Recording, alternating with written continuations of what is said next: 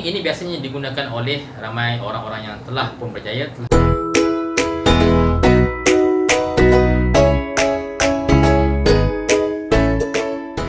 Bismillahirrahmanirrahim. Assalamualaikum warahmatullahi taala wabarakatuh dan salam sejahtera.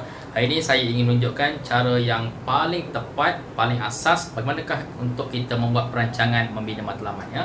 Jadi apa yang saya akan tunjukkan ini sesuai untuk digunakan sama ada di primary school, secondary school, lebih untuk remaja. Biasakan kita dengar orang kata, oh saya nak jadi doktor, saya nak jadi guru, saya nak jadi engineer. So itu adalah membina matlamat ataupun gambaran matlamat yang sangat umum. Dia tidak meningkatkan kita punya intrinsic motivation untuk berusaha lebih. So macam mana hari ini kita nak tengok lebih jelas bagaimanakah cara untuk kita bina matlamat cara paling terbaik. Ini biasanya digunakan oleh ramai orang-orang yang telah pun berjaya. Nanti kita ada paksi Y, kita ada paksi X, dan ini adalah titik yang mana kita lahir ke dunia. Dan anda lihat kotak kecil ini, okay, yang saya loretkan ini, yang mana kita melalui zaman childhood, zaman kanak-kanak kita bermain, kita berkejaran dan sebagainya.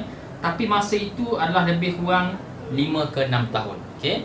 And then pada usia 7 tahun kita akan masuk pada primary school. Okay? Pada usia 7 tahun kita dah mula masuk pada primary school, dan sebaiknya dalam keadaan yang paling ringkas, paling mudah, di zaman primary school kita dah ada satu matlamat jangka pendek. Anda perlu ada satu matlamat jangka pendek, matlamat sederhana dan matlamat jangka panjang. So dia ada 3, okey. Matlamat jangka pendek 1, matlamat sederhana dan matlamat jangka panjang. Matlamat jangka panjang ni adalah impian kita pada masa akan datang, 10-20 tahun akan datang. So kalau pelajar di secondary school, kalau mendengar kita akan kata selepas SPM kalau bekerja lebih kurang umur 30 tahun, 25 ke atas lah ya, nanti nak jadi apa? Artinya selepas SPM ya, selepas dah masuk universiti ataupun bermula pada masuk universiti. Baik, katakan seseorang itu dia nak jadi medical doctor. Okey, medical doctor. Jadi ini adalah matlamat jangka masa panjang dia. Okey. Dan matlamat sederhana dia mesti excellent dalam SPM. Okey.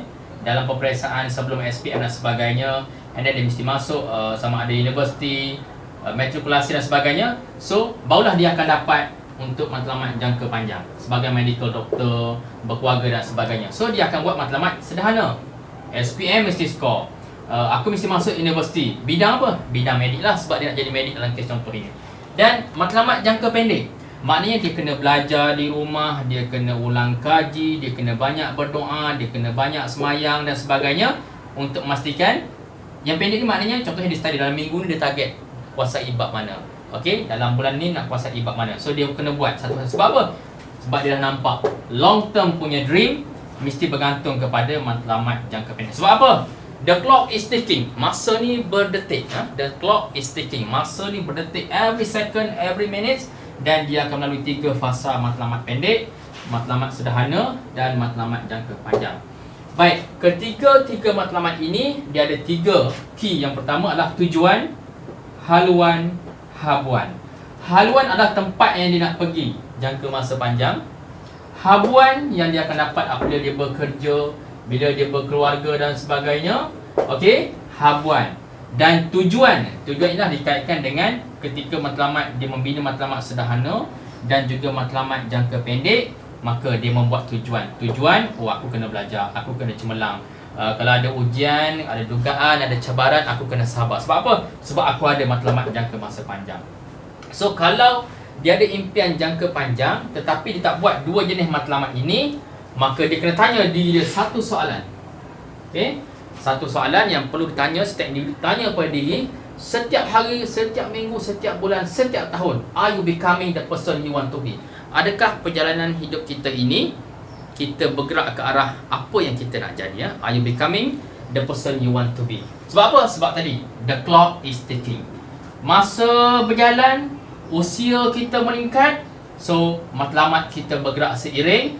So adakah kita sedang bergerak ke arah apa yang kita nak jadi? Ada pelajar kita tanya, dia kata dia nak jadi bahagia, dia nak bekerja, dia nak bantu orang dan sebagainya. Tetapi kalau kehidupan dia contohnya hari ni dia derhaka pada mak ayah dia, pada datuk nenek dia, tapi future dia nak bahagia, mana dia tidak becoming. Biasanya kalau orang nak berjaya ni, perangai dia pun elok. Sebab apa? Dia nampak apa yang dia nak capai. So kalau dia ada impian yang jelas dan dia bergerak ikut 3 fasa matlamat ini dengan baik, ada tujuan, haluan, habuan, maka dia dalam keadaan mood becoming the person you want to be. Maknanya dia, tingkah laku dia seharian seiring sama seperti mana apa yang dia nak jadi.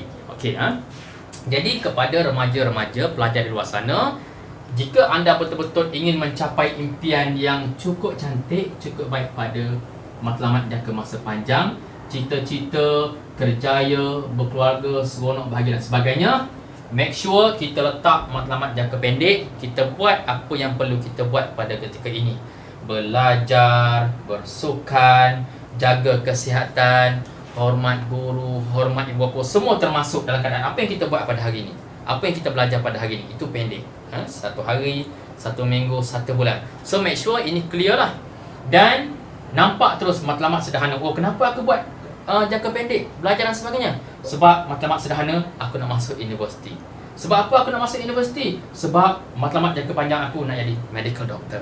Contoh. Jadi, 3 jenis matlamat ini mesti kita pointkan dengan jelas, kita elaboratekan dengan jelas, sama dalam diary kehidupan kita, dalam perancangan kita buat tentang soal masa depan future kita, mesti ada. Okey?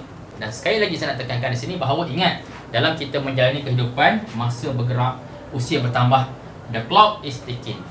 The clock is ticking. The clock is ticking. Ya, masa berdetik meninggalkan kita. Jadi kalau kita tidak berusaha berubah, kita tidak berusaha untuk melawan dugaan ujian ini, maka mungkin long term dream kita, matlamat jangka panjang kita tidak akan tercapai lah. Melainkan kita ikut track yang naik. Ya. Zaman ni kita akan tinggal, zaman sekolah rendah primary school kita akan tinggal, zaman sekolah menengah kita akan tinggal, kita akan semua nak menuju kepada jangka masa panjang.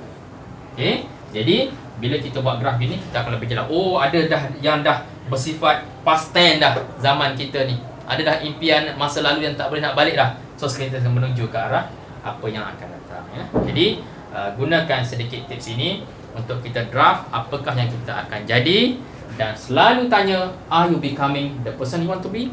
Tindakan yang kita buat setiap hari, tingkah laku kita, perbuatan kita dalam kelas kita, kehidupan kita bersama keluarga, adakah relate dengan apa yang kita nak jadi?